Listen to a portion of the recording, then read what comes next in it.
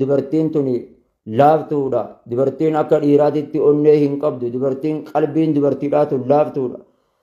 Akkasuma wajjinis haa ta'u isaan kun lafee cinaacharraa uumaman. Hadaraa hamtuu itti hin hojjetin akka dhiiraatitti dubbatuu hin dandeessu ofirraa falmatuu hin dandeessu waan ta'eef qalbii isaanii cabsurraa isaan miidhurraa hamtuu itti yaadurraa hamtuu itti hasaasurraa hadaraa amaanaa jedhanii yaa rabbi nama sharrii gartee shamarran itti yaadu yaa rabbi irraa qabi yaa rabbi shamarran kun amaanaadha dubartiin amaanaadha nabiin sallallahu alaihi wasallam adaraa gartee yeroo ruuhiin irraa bahuudha deemtu waa lama dhaammatayan haala ijiti isaa imimmaan dhangalaaftuun assalaa cibaadallah assalaa salaata jabeessaa gabroottan ko salaata jabeessaa wamaa malakat aymaanu waan harki keessan dhurfatte dubartiidha fa'innahunna isaan kun gartee dubartiin tuni laaftuudha dubartiin akka dhiiraatitti onnee hin qabdu dubartiin qalbiin dubartiidhaa tun laaftuudha akkasuma wajjinis haa ta'u isaan kun lafee cinaacharraa uumaman hadaraa hamtuu itti hin hojjetin akka dhiiraatitti dubbatuu hin dandeessu ofirraa falmatuu hin dandeessu waan ta'eef qalbii isaanii cabsurraa isaan miidhurraa hamtuu itti yaadurraa hamtuu itti hasaasurraa hadaraa amaanaa jedhanii dhaammatan ammoo faman dayya'ahaa wasiyyata rasuuli sallallahu alaihi wasallam namni wasiyyaan nabi muhammad hadiyoomsee guyyaa qiyaamaadhaa nabiin gartee isa himatuudhaaf jiraata atiin gartee dubartiitti roorrisaa jirtu atiin dubartii miidhaa jirtu guyyattii qiyaamaadhaa waan rabbi maadaa taquulu lirabbika gada maadaa taquulu lihabiibika nabi muhammadiin isa magantaa siif dhaabbatu isa shafa'aa siif ta'u san maal jechuun jiraatta ergamaa rabbii ergamaa coollee ergamaa qaaliqaa ergamaa atiin jaaladha jettu aboo obboleessu isa sanii maal jechuu jiraatta nabi muhammad أفضل الخلق عليه الصلاة والسلام وان إسان جت ديبسا إسان جت قبل فيادة قبض استوسوا بالنساء خيرا أو ميلا لا أو دبرتي تنا غاريا دا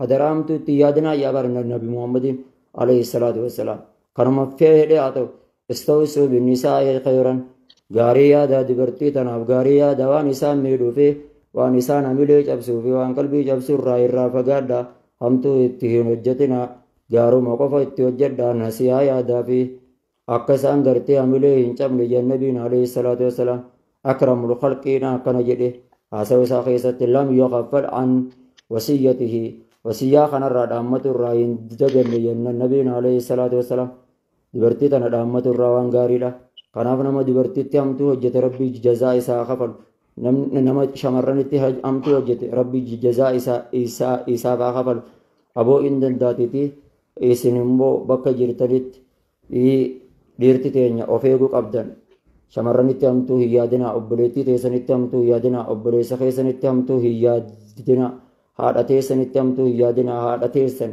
obboleettii teessan awwa obboleettii tanteetitti hamtuu hin hojjetin guyyaa tokko rabbiin galata siif galchuuf jiraata kamaa tudiinu tudaan jedhan akkuma gartee waan dalaydeen galata galfamuudha jiraata ayyamman kaana namuma fedhe haa ta'u hamtuu dubartitti akkaan yaadurraa of eeguun dirqama jechuudha ilma namaa kamurrattu guyyattii qiyaamaadha ammoo akka ati ta'uu tees akka ati nadaamaa ta'uu tees hin beektu waan ta'eef qalbiin jaraa laaftuudha qalbiin jaraa nabi muhammadiitti nuuf hime akka qalbiin jaraa darree taate waan ta'eef kanaaf rabbiin subhaanahu wa ta'aalaa nullee nama dubartiidhaaf hamilee ta'ee fi jajjabeessee fi abshir jennee bakka hin jiraamiti gaachanaa isheedhaaf ta'uu qabnu gaaddisa isheedhaaf ta'uu qabnu dhageessee akkasitti inshaallah ijoollee teenya tanallee ijoollee irra kitaabaadha nama dubartii ofii nama obboleettii ofii haadha mana ofii jabeeffatee bakka guddaadhaan gaatu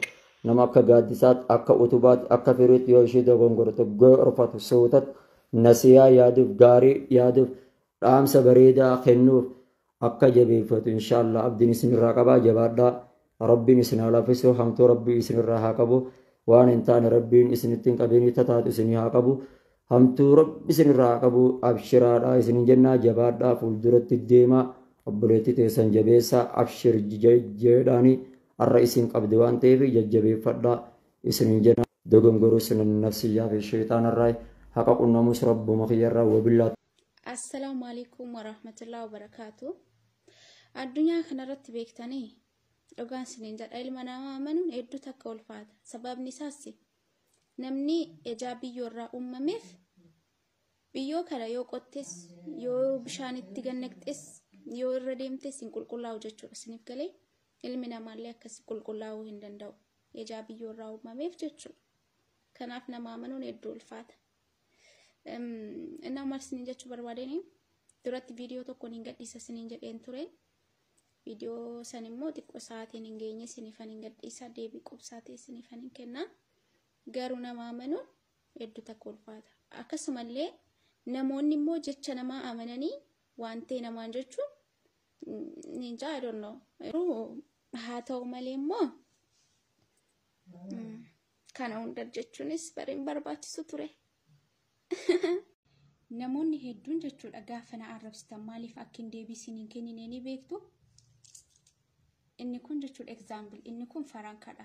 Faranka kana yoo akkana gadhiisne ni iyya. Inni kun immoo maallaqa.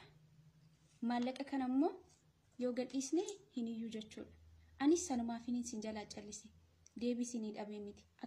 Namni waan dubbatutti gaabba malee waan callisutti hin gaabbu siniif galee ani sanumaaf hin cal jedhee malee deebisiin dhabee miti. Namni booniyyee ol baasee namicha kana jechuudha. Miidiyaan isaa guutuun qaadii qeerroo jaa. Gaafa rabbii wal kafanaadhaa jedhummoo shari'a ala baateetum kaan shari'a fakkaatee walirra deemurra wanni godhata jechuudha. Nama amantaa biraa haa musliimatu dhufuuf maal barumsa akka kanaa jirta warri waan kana ajandaa godhatan jechuudha. Miyyoon tun keessafuu nama xilaata hedduu qabu keessafuu nama amantaa birarraa musliimatu dhufe jechuudha. Amma qabsoon isin godhaa jirta warri waan kana gallakkiftanii fi warri waan kana hafarsaa jirtan hundi amantaa xiqqeessaa jirtanii jechuudha. Ilmi namaa kan dogoggora inuma hin jiru waan haara wallee miti. Garuu awwaan akkanarraa dubbachuu illee hin jaaladhu. Miyyoon tun garuu miyyoo haadha abbaa ofii murtee isinitti dhuftee jechuudha sila akkamitti akkasi mattan oduwaan fadhallee ta'e akkana ta'uun hin qabu. Mucaan kun immoo qaallichi kun warruma kanaadaa kan aboo rabbiin akka hojii teetis yaa kafalu akka ati har'a nama salphisattee gabbaafte kanatti salphina kee rabbi nu agarsiisu. Aan dhugaan isinitti immoo warra waan kanaa farsitan please take a firraa godhaa mucaa kanarratti duula bana.